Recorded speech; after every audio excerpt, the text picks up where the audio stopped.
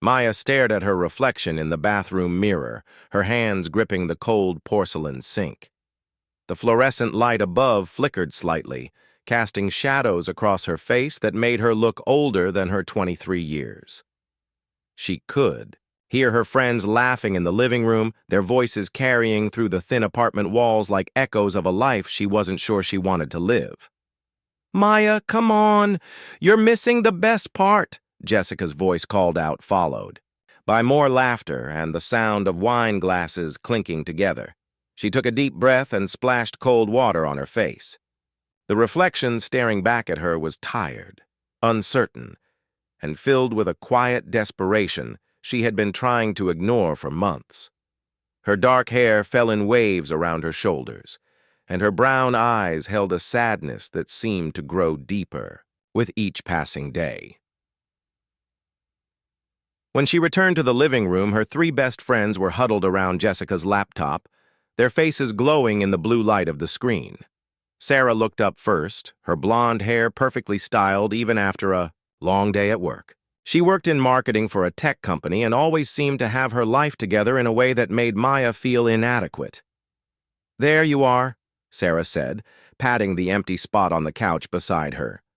"We were just looking at this website Jessica found.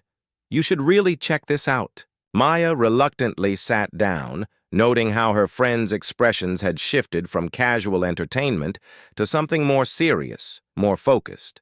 Lisa, who worked as a nurse and was usually the voice of reason in their group, was leaning forward, with an intensity that made Maya uncomfortable. "What website?" Maya asked, though part of her already suspected what this was about.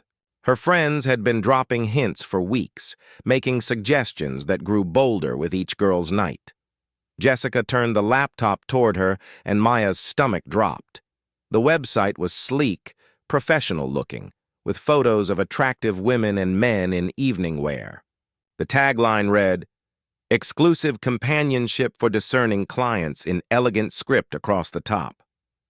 "Before you say anything," Jessica said quickly, holding up her hand, "just hear us out. I know how this looks, but it's not what you think. These are high-end escort services.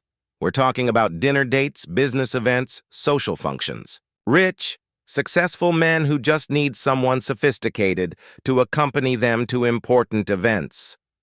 Maya felt her cheeks burn. "You can't be serious." "I am completely serious," Jessica continued, her voice taking on the persuasive tone she used in her job as a real estate agent. "Look at your situation, Maya.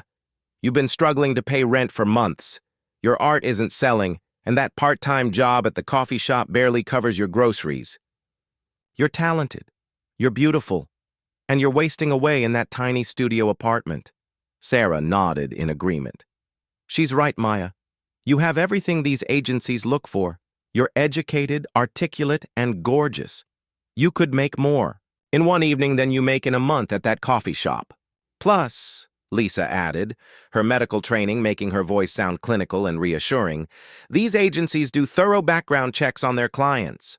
They have security protocols, safe words, emergency contacts. It's much safer than you might think." Maya shook her head, feeling overwhelmed by the direction the conversation had taken. "I can't believe you guys are seriously suggesting this. Do you know what you're asking me to do?" "We're asking you to consider your options," Jessica said firmly. "You're drowning, Maya. We all see it. You put on a brave face, but we know you're barely keeping your head above water. Your credit cards are maxed out. You haven't bought new clothes in months. And last week you told us you had to choose between paying for electricity or buying groceries." The truth of Jessica's words hit Maya like a physical blow. She had been trying so hard to hide her financial struggles from her friends, but apparently she hadn't been as successful as she thought.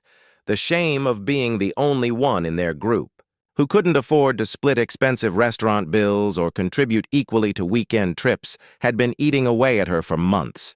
"Look," Sarah said, her voice gentler now, "we're not saying you have to do anything you're not comfortable with, but at least look at the website. Read about what these agencies actually offer. You might be surprised." Maya found herself staring at the screen despite her reservations. The women featured on the website did look sophisticated and successful. They were posed in upscale restaurants, art galleries, and theater lobbies. The descriptions emphasized companionship, conversation, and social skills rather than anything explicitly sexual. The starting rate is $500 for a 4-hour engagement, Jessica pointed out, clicking through the pages. Dinner, conversation, maybe a business function or charity gala. That's more than you make in 2 weeks at the coffee shop. And, look at this, Lisa added, pointing to a section about the application process. They require college degrees, background checks, and multiple interviews. They even provide etiquette training and wardrobe allowances. This isn't some seedy operation. These are legitimate businesses catering to wealthy professionals. Maya felt her resistance wavering despite her better judgment. The financial pressure she had been under was crushing. Just last week, her landlord had given her a final notice on her rent. She had been considering moving back in with her parents, a prospect that filled her with dread and a sense of failure. "I need to think about this," she said finally, her voice barely above a whisper. "Of course," Sarah said quickly. "We're not trying to pressure you. We just want you to know that there are options out there. You don't have to struggle like this." The rest of the evening passed in a blur of forced conversation and uncomfortable silences. Maya found it difficult to focus on anything else her friends were saying. Her mind kept returning to the website, to the elegant women in their designer dresses, to the promise of financial freedom that seemed both tempting and terrifying. When her friends finally left, Maya sat alone in her small apartment, surrounded by her unsold paintings and unpaid bills. The silence felt oppressive, broken only by the hum of her old refrigerator and the distant sound of traffic from the street below. She opened her laptop and, after a moment of hesitation, typed the website address into her browser. The homepage appeared, professional and inviting, promising a world of possibilities she had never considered before. Her cursor hovered over the Apply Now button, but she couldn't bring herself to click it. Not yet. The next morning arrived with a harsh reminder of Maya's reality. She woke to find an eviction notice slipped under her door, giving her exactly 2 weeks to pay 3 months of back rent or vacate the premises. The crisp white paper felt like ice in her trembling hands as she read the formal language that threatened to tear apart the small life she had built for herself. Maya sat on her unmade bed, still in her pajamas, and calculated the numbers for the 100th time. Even if she worked double shifts at the coffee shop for the next 2 weeks, she would still be short by over $2,000. Her parents lived 3 states away, and calling them for help would mean admitting that her dream of becoming an independent artist had failed spectacularly. Her phone buzzed with a text from Jessica. "Thinking about you. How are you feeling about our conversation last night?" Maya stared at the message for several minutes before typing back, "Got an eviction notice this morning." The response came immediately. "Oh, honey, I'm so sorry. Do you want to talk?" 20 minutes later, Jessica was sitting on Maya's couch, looking around the small studio apartment with sympathetic eyes. The space was cramped but clean, with Maya's artwork covering most of the wall space. Canvases leaned against every available surface, creating a maze of color and creativity that spoke to dreams that weren't quite dead yet. "These paintings are incredible," Jessica said, pausing in front of a particularly striking landscape. "I still can't believe you haven't sold more of them." "Talent doesn't pay rent," Maya replied bitterly, holding up the eviction notice. 2 weeks, Jessica. I have 2 weeks to come up with almost $3,000 or I'm homeless." Jessica sat back down, her expression serious. "Maya, I know last night was overwhelming, but maybe it's time to really consider what we talked about. I did some more research after I got home." She pulled out her phone and opened a notes app. "The agency I showed you last night is called Elite Companions. They've been in business for 8 years, and they have an A+ rating with the Better Business Bureau. I found reviews from women who work for them, and they all say the same thing. Professional clients, safe environments, and excellent pay. Maya felt her stomach tighten. I still can't believe we're talking about this. Listen, Jessica continued, her voice gentle but persistent. I called them this morning. Not to sign you up or anything, she added quickly when she saw Maya's alarmed expression. Just to ask questions. They have a consultation process where you can meet with them, ask questions, and learn about what they do without making any commitments. You called them? Maya's voice rose an octave. I was worried about you, Jessica said defensively. I've been watching you struggle for months, and I can't stand seeing you like this. The woman I spoke with was incredibly professional. Her name is Victoria, and she explained that most of their clients are businessmen who need companions for corporate events, charity galas, business dinners. She said many of their escorts are college-educated women who are working toward other goals. Maya walked to her window and looked out at the busy street below. People were hurrying to work, carrying coffee cups and checking their phones, living lives that seemed so much more stable than hers. What exactly did she tell you? She said the interview process takes about a week. They do background checks, provide training on etiquette and conversation skills, and they have strict boundaries about what is and isn't expected. The money is incredible, Maya. $500 to $1,500 per engagement, depending on the event and duration. The numbers made Maya's head spin. One evening could solve her immediate rent problem. 2 or 3 could give her enough breathing room to focus on her art again. She also said, Jessica continued carefully, that they understand this is a big decision and they encourage potential escorts to take their time. There's no pressure to commit to anything during the initial consultation. Maya turned back to face her friend. I can't believe I'm even considering this. You're considering it because you're smart and practical, Jessica said. You're not giving up on your dreams. You're finding a way to buy yourself time to pursue them without starving in the process. That afternoon, Maya found herself walking through the business district downtown, clutching a piece of paper with an address written in Jessica's neat handwriting. The Elite Companion's office was located on the 20th floor of a gleaming office building that housed law firms, investment companies, and other prestigious businesses. The elevator ride seemed to last forever, and Maya's palms were sweating by the time she reached the right floor. The reception area was elegant and understated, with cream-colored walls, expensive-looking furniture, and fresh flowers on every surface.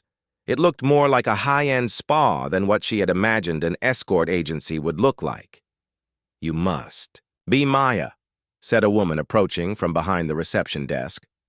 She was in her 40s, impeccably dressed in a tailored navy suit, with silver hair pulled back in a sophisticated chignon. I'm Victoria. Thank you for coming in today.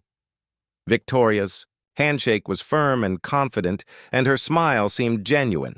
She led Maya to a comfortable office with large windows overlooking the city skyline.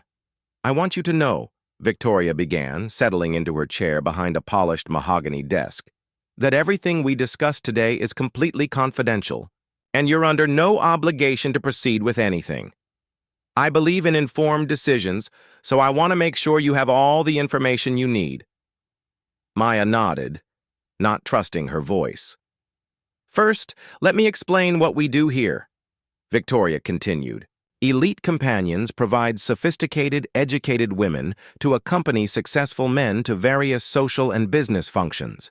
Our clients are typically executives, entrepreneurs, or professionals who need a charming, intelligent companion for events where appearing with a partner is expected or advantageous. She opened a folder on her desk and pulled out several glossy photos.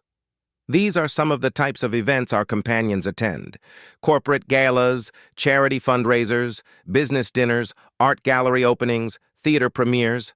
The emphasis is always on conversation, social skills, and creating a positive impression for our clients. The photos showed elegantly dressed couples at various upscale events, and Maya had to admit that everything looked perfectly respectable. What about? Maya started, then stopped, her cheeks reddening. What about intimacy? Victoria asked with a knowing smile. I understand your concern, and I want to be very clear about our policies. Elite Companions does not arrange sexual services. What our clients do in their personal time is their own business, but it is not part of our service agreement, and it is never an expectation or requirement. Maya felt some of the tension leave her shoulders. However, Victoria continued, I won't pretend that some of our companions haven't developed personal relationships with clients over time. But that's entirely separate from our business arrangement, and it's always a personal choice made by two consenting adults. They talked for another hour, covering everything from safety protocols to payment structures to the application process. By the time Maya left the office, her head was spinning with information, but she felt more informed and somehow less afraid than she had that morning. Maya spent the next 3 days in a strange state of suspended animation. She went through the motions of her regular life, serving coffee to morning commuters and working on a new painting in the evenings, but her mind was constantly elsewhere. The information packet Victoria had given her sat on her kitchen table like a time bomb, filled with application forms and policy documents that could change everything. Her friends, perhaps sensing the delicate nature of her decision-making process, had been unusually quiet. No more group texts about their conversation, no surprise visits with wine and opinions. Maya appreciated their restraint, but the silence also made her feel isolated in a way that was both welcome and terrifying. On Thursday morning, her landlord knocked on her door. Mr. Peterson was a thin, nervous man in his 60s who had inherited the building from his father and seemed perpetually surprised by the responsibilities that came with being a property owner. Maya, he said, shifting uncomfortably from foot to foot, I wanted to talk to you about the notice. I know, Maya said quickly. I'm working on getting the money together. Just a few more days. Mr. Peterson's expression was pained. The thing is, I've got someone interested in the apartment, a young professional who can pay first and last month's rent up front plus a security deposit. My wife says I should take it, given the circumstances. Maya felt the ground shift beneath her feet. How long do I have? If you can get me the full amount by Monday, the apartment is still yours. But I can't wait any longer than that. I'm sorry, Maya. I really am. You're a good tenant, but I can't afford to carry someone who's 3 months behind. After he left, Maya sat on her couch and stared at the Elite Companions information packet. Monday was 4 days away. Even if she worked every available shift at the coffee shop, she might be able to scrape together $500. She was still $2,500 short. Her phone rang, and she saw Sarah's name on the screen. Hey, Sarah's voice was cautious. How are you holding up? Maya found herself telling Sarah about her landlord's visit, the Monday deadline, and the impossible math of her situation. As she spoke, she could hear the defeat in her own voice. Maya, Sarah said gently when she finished. You know there's a solution to this problem. I know, Maya whispered. Have you thought any more about the consultation with Victoria? I can't stop thinking about it. What's holding you back? Maya was quiet for a long moment, trying to articulate the complex mix of fear, shame, and desperation that had been churning in her stomach for days. What if I'm not good enough? What if I apply and they reject me? What if I do this and I'm terrible at it? What if my parents find out? What if everyone I know finds out? Okay, Sarah said, her voice taking on the practical tone Maya had always admired. Let's break this down. First, from what Jessica told me about Victoria, they're very selective, but you're exactly what they're looking for. You're educated, articulate, and beautiful. Second, if you're terrible at it, you don't have to continue. Third, there's no reason your parents or anyone else needs to know what you do for work unless you choose to tell them. Maya found herself nodding even though Sarah couldn't see her. And Maya, Sarah continued, what's the alternative? You get evicted, you move back in with your parents, and you give up on your art and your independence. Is that really better than trying something that could solve your problems? That evening, Maya called Victoria's office and left a message expressing interest in moving forward with the application process. Her voice shook as she spoke, but she managed to get through the entire message without hanging up. Victoria called her back within an hour. "I'm so glad you called," Victoria said warmly. "I had a feeling after our meeting that you might be interested. How are you feeling about everything?" "Terrified," Maya admitted, but desperate enough to try anyway. Victoria laughed, a sound that was surprisingly comforting. "Honesty is good. Most of our best companions started out feeling exactly the way you do right now. Fear can be healthy if it keeps you cautious and professional." They scheduled Maya's first interview for Saturday morning, along with a photo session and what Victoria called initial compatibility assessment. The process would take most of the day, and by the end of it, Maya would know whether Elite Companions was interested in representing her. "One more thing," Victoria said before they hung up. "I want you to think carefully about your boundaries before Saturday. What are you comfortable with, and what are absolute no's for you? We'll discuss this in detail during your interview, but it's good to start thinking about it now." Saturday arrived with unseasonable warmth for October, and Maya chose her outfit carefully. Victoria had suggested business casual, something that was professional but showed her personality. Maya settled on a black wrap dress that she had bought for her college graduation and a blazer she had borrowed from Jessica. The Elite Companion's office looked different on a Saturday. The reception area was quieter, and Victoria met Maya personally at the elevator. "Ready for this?" Victoria asked as they walked toward her office. "As ready as I'll ever be," Maya replied, though her palms were already sweating again.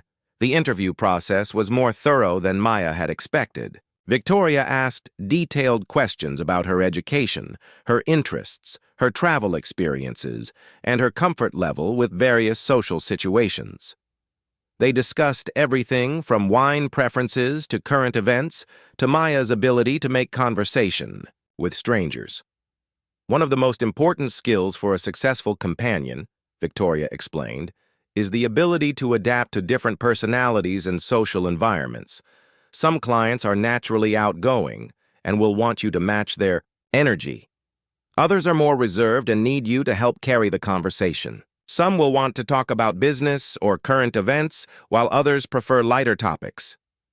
Maya found herself becoming more comfortable as the interview progressed.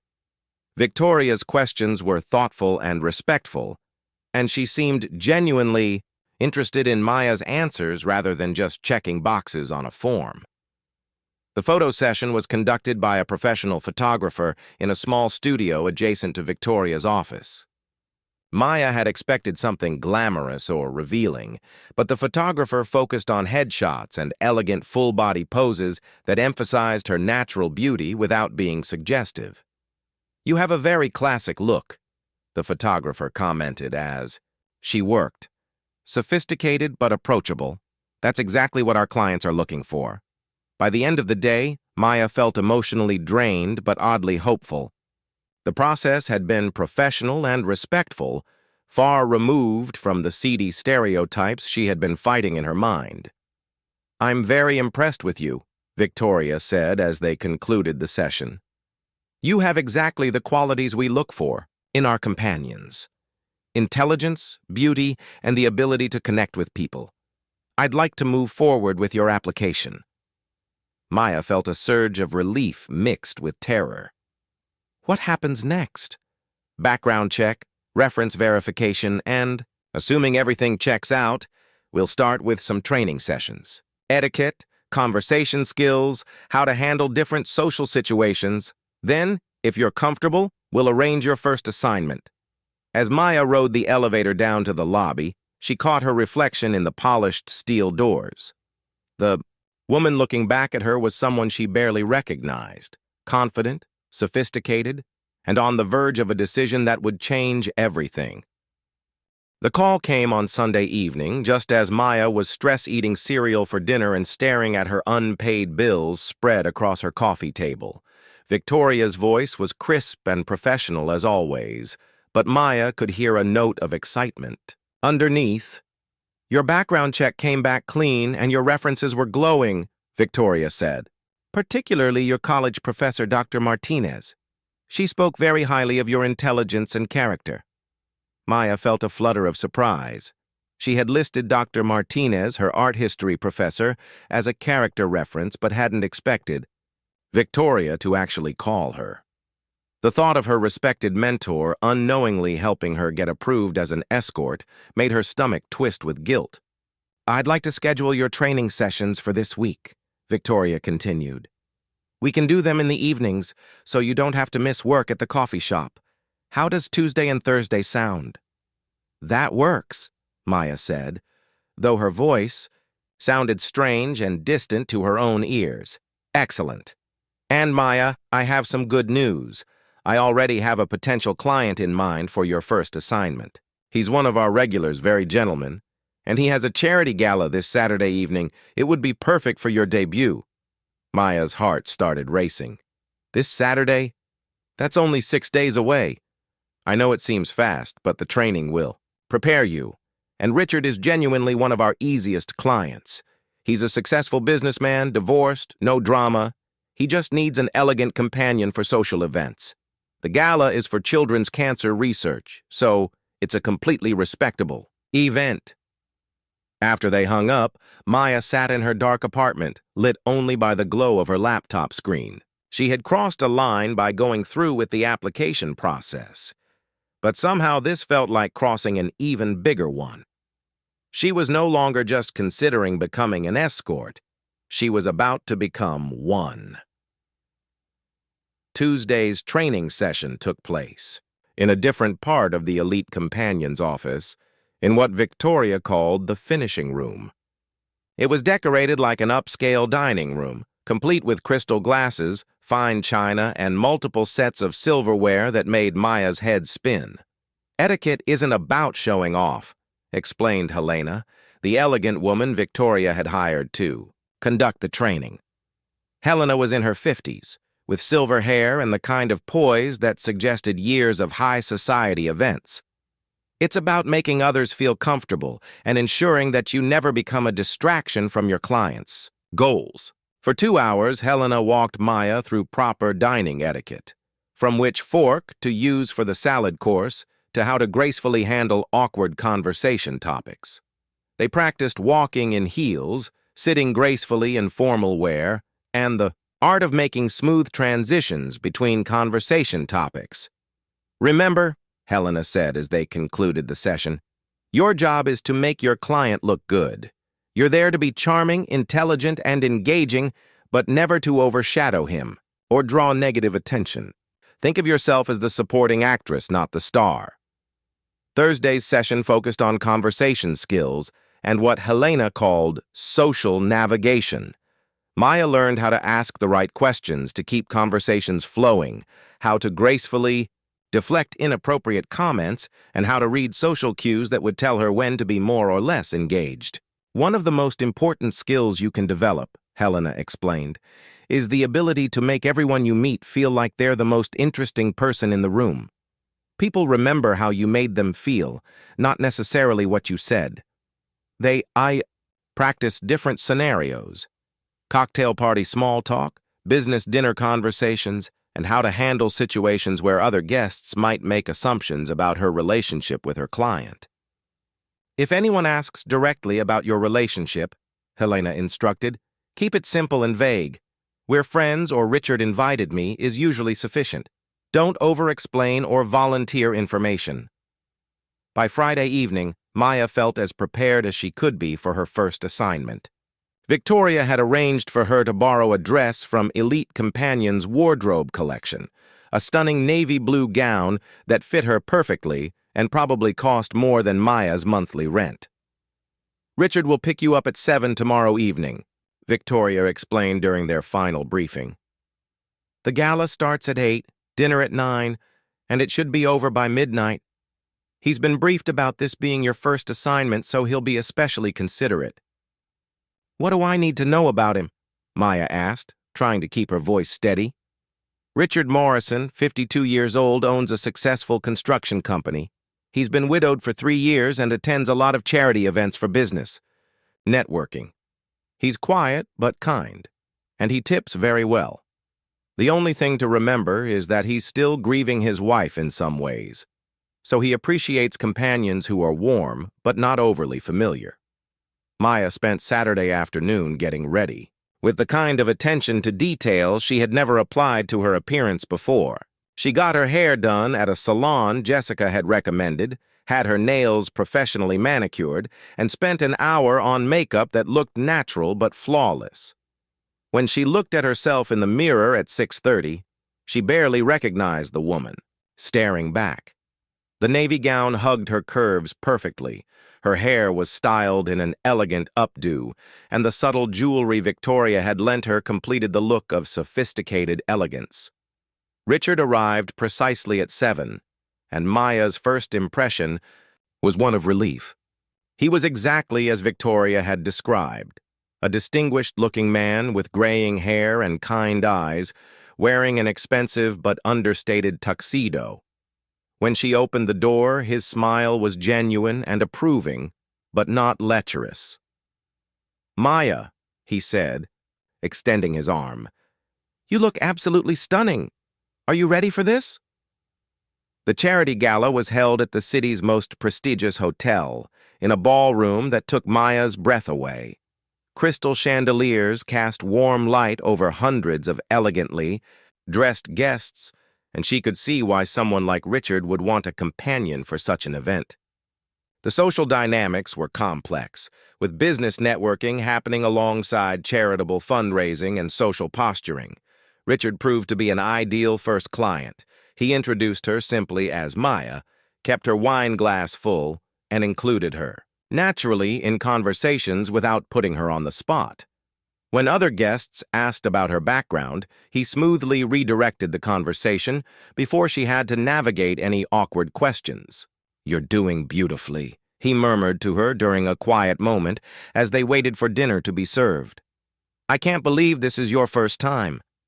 The evening passed in a blur of conversation, elegant food, and carefully orchestrated social interactions. Maya found herself actually enjoying parts of it. The conversations were more stimulating than anything she experienced at the coffee shop, and several people expressed genuine interest in her thoughts on art and current events. During the auction portion of the evening, Richard bid successfully on a weekend at a luxury spa resort, and Maya realized with a start that he had spent more on that single bid than she made in 6 months. "I donate to this charity every year," he explained quietly. "My wife and I used to attend this gala together. She would have liked you." There was something in his voice that made Maya's chest tighten with unexpected emotion. For the first time, that evening, she saw past the role she was playing and glimpsed the loneliness that had led Richard to hire a companion in the first place. As the evening wound down, Richard walked her to his car with his hand placed lightly on the small of her back. The gesture was protective rather than possessive, and Maya realized that despite all her fears, she felt completely safe with him. "Thank you for a lovely evening," he said as they pulled up to her apartment building. He handed her an envelope, without making her ask for it, and his handshake was accompanied by a warm smile. "I hope we'll have the opportunity to work together again." After he drove away, Maya climbed the stairs to her apartment, her feet aching in the borrowed heels, but her heart racing with a mixture of relief and exhilaration. In her purse was an envelope containing $800, more money than she had seen at one time in months. She had done it. She had crossed the line she never thought she would cross, and somehow she had emerged on the other side feeling not degraded or ashamed, but empowered and oddly proud of herself. The money from her first assignment with Richard had bought Maya exactly what she needed most: time. She paid her back rent on Monday morning, watching Mr. Peterson's surprised face as she handed him the cash in crisp $100 bills. The relief of not facing homelessness was overwhelming, but it came with an unexpected side effect. For the first time in months, Maya could breathe without the constant weight of financial panic pressing down on her chest. Victoria called Tuesday afternoon with another opportunity. "I have a client who needs a companion for a business dinner, Thursday evening. It's a smaller event, maybe 12 people at one of the city's best restaurants. The client is David Chen, and he's meeting with potential investors for his tech startup." Maya found herself saying yes without the agonizing deliberation that had accompanied her first assignment. The decision felt natural now, as if she had stepped through a doorway that could never quite close behind her. David turned out to be completely different from Richard. He was younger, maybe 35, with an intensity that crackled in the air around him. Where Richard had been gentle and protective, David was dynamic and ambitious, treating Maya less like a hired companion and more like a business partner he happened to find attractive. "I need someone who can hold intelligent conversations about technology and business," he explained during their brief phone call before the dinner. "These investors are bringing their wives, and I don't want to be the only one at the table without a beautiful woman who can contribute to the conversation." The dinner was held at Le Bernardin, a restaurant Maya had only read about in magazines.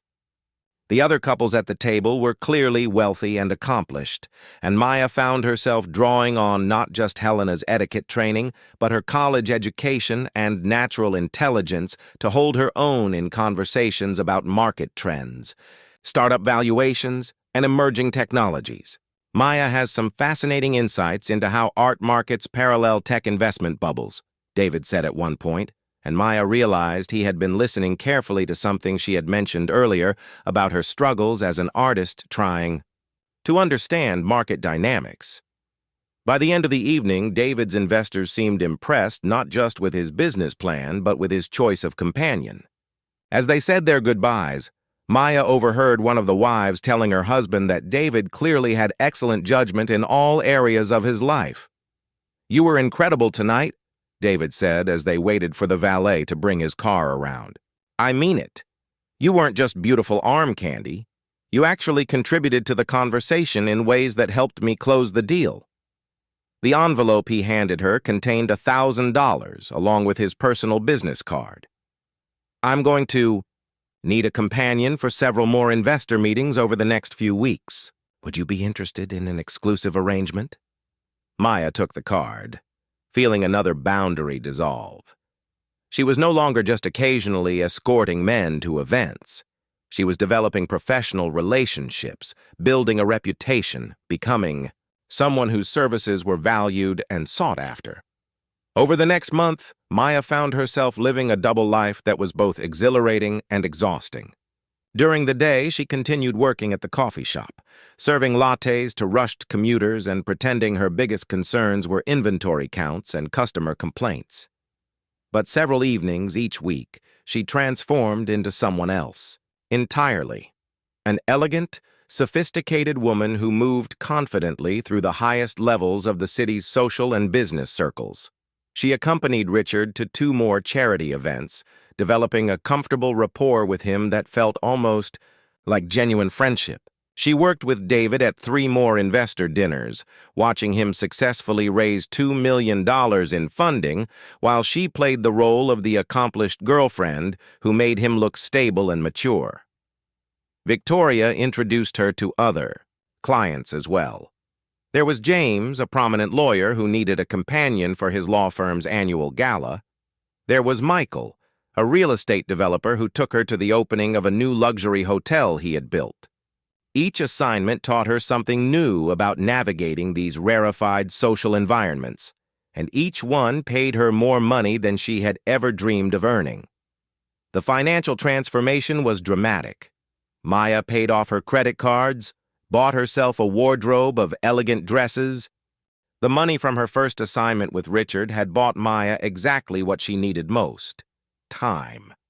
She paid her back rent on Monday morning, watching Mr. Peterson's surprised face as she handed him the cash in crisp $100 bills. The relief of not facing homelessness was overwhelming, but it came with an unexpected side effect. For the first time in months, Maya could breathe without the constant weight of financial panic pressing down on her chest.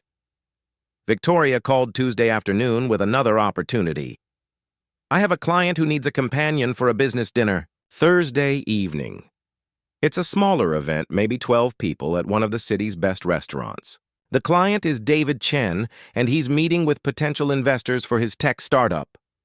Maya found herself saying yes without the agonizing deliberation that had accompanied her first assignment. The decision felt natural now, as if she had stepped through a doorway that could never quite close behind her. David turned out to be completely different from Richard. He was younger, maybe 35, with an intensity that crackled in the air around him.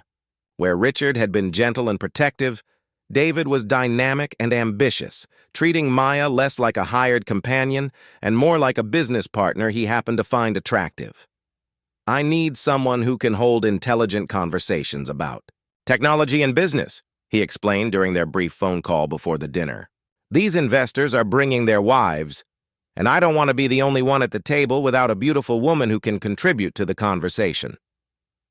The dinner was held at Le Bernardin, a restaurant Maya had only read about in magazines. The other couples at the table were clearly wealthy and accomplished, and Maya found herself drawing on not just Helena's etiquette training, but her college education and natural intelligence to hold her own in conversations about market trends, startup valuations, and emerging technologies. Maya has some fascinating insights into how art markets parallel tech investment bubbles, David said at one point, and Maya realized he had been listening carefully to something she had mentioned earlier about her struggles as an artist trying to understand market dynamics. By the end of the evening, David's investors seemed impressed not just with his business plan, but with his choice of companion.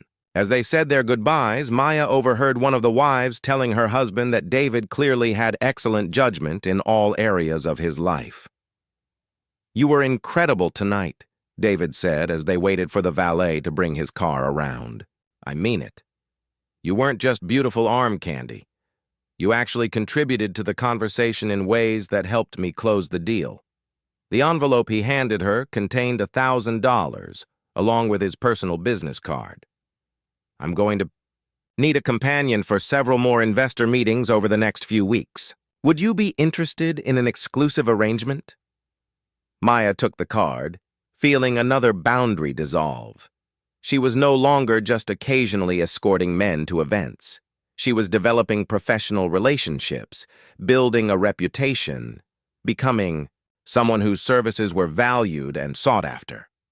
Over the next month, Maya found herself living a double life that was both exhilarating and exhausting.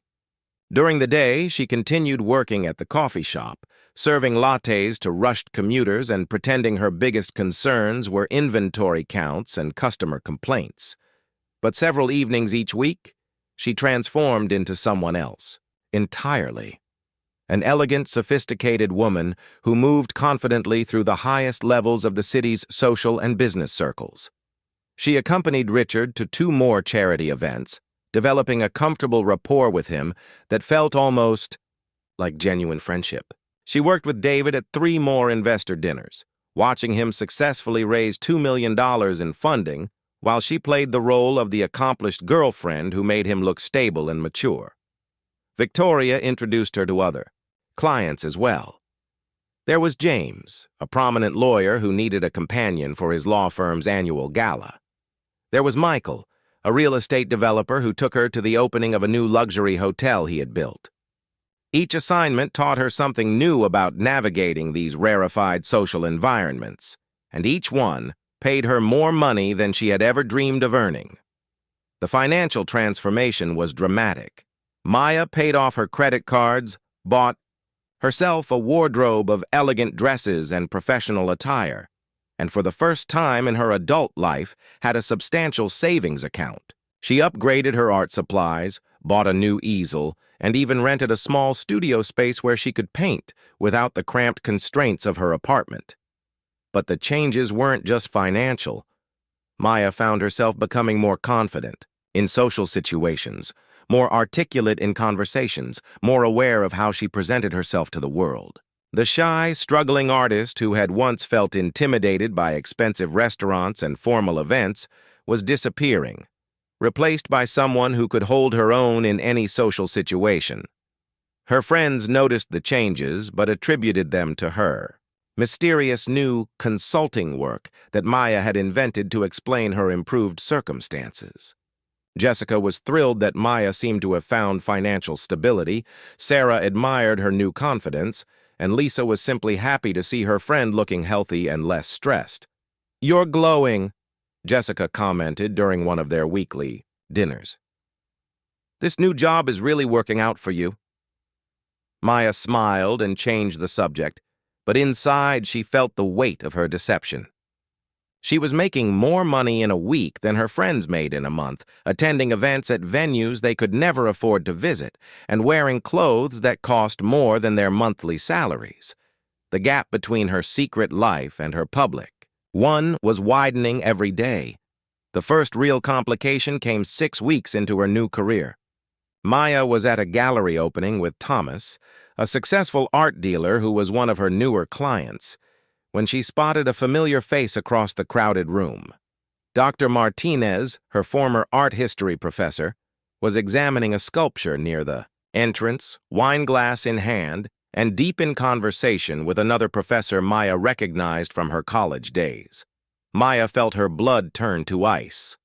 Dr. Martinez had been one of her references for elite companions, but she had assumed the professor would never connect her former student with the elegant woman now working as a high-end escort. "Are you all right?" Thomas asked, noticing her sudden stillness. "You look like you've seen a ghost." "I'm fine," Maya managed, but her voice sounded strained even to her own ears. "I just need some air." She excused herself and stepped onto the gallery's outdoor terrace, her hands shaking as she gripped the stone railing. The October air was crisp and helped clear her head, but she couldn't shake the feeling that her two worlds were on a collision course. When she returned inside, Dr. Martinez was gone, and Maya spent the rest of the evening in a state of heightened anxiety, constantly scanning the crowd and jumping at every unexpected voice or movement. The wake-up call she had been unconsciously dreading came 2 days later. Victoria called her with unusual urgency in her voice. "Maya, we need to talk. Can you come in this afternoon?" Victoria's office felt different that day, more formal and less welcoming than Maya remembered. Victoria's expression was serious as she gestured for Maya to sit down. "I received an interesting phone call yesterday," Victoria began without preamble. "From Dr. Elena Martinez at the university. She mentioned that she had given you a reference for a position with my company, and she wanted to know how you were doing." Maya's stomach dropped. "What did you tell her?" "I told her you were doing very well and that we were pleased with your performance. But Maya, she asked some very specific questions about the nature of our business. I get the impression she's figured out what you do for work." Maya closed her eyes, feeling the walls of her carefully constructed double life beginning to crumble. "Is she going to cause problems?" "I don't think so." She seemed more concerned than judgmental. "But this is a good reminder that discretion is crucial in this business. Your academic and professional reputation could be affected if word gets out about your work with us." They talked for another 30 minutes about damage control and the importance of maintaining boundaries between her escort work and her other life. But as Maya left Victoria's office that day, she realized that the conversation had forced her to confront a question she had been avoiding. How long could she continue living this double life before something gave way? That evening, Maya stood in her studio apartment, surrounded by her new paintings and the evidence of her dramatically improved circumstances. Her phone buzzed with a text from David Chen, asking if she was available for an important investor meeting next week. The assignment would pay $1,500 for 4 hours of work. She stared at the message for a long time before responding. The money was intoxicating, the lifestyle was addictive, and she was getting better at her job every day. But the encounter with Dr. Martinez had reminded her that every choice came with consequences, and some prices were higher than others. Maya typed back her acceptance of David's assignment, but as she sent the message, she couldn't shake the feeling that she was standing at another crossroads, one that would determine not just her financial future, but the person she was becoming.